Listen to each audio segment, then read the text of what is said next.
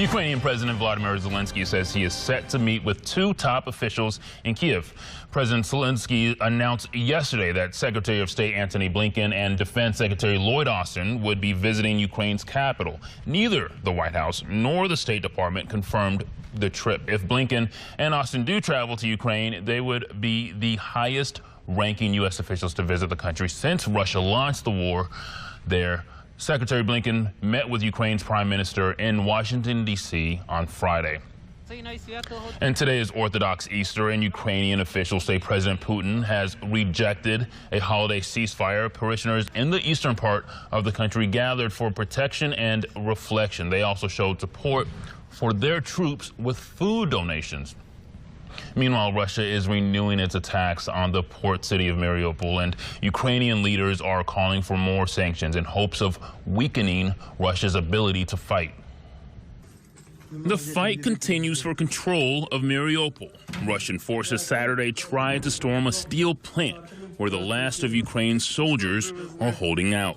Just days earlier, a Ukrainian military unit released a video of women and children who were also taking shelter inside the mill.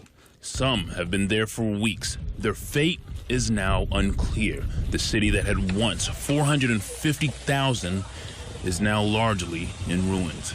Civilian casualties continue to mount across Ukraine. Multiple people were killed Saturday after two Russian missiles exploded in Odessa. Now, nearly 2 months into this war, Moscow insists it has withstood the flurry of economic sanctions imposed by Western leaders.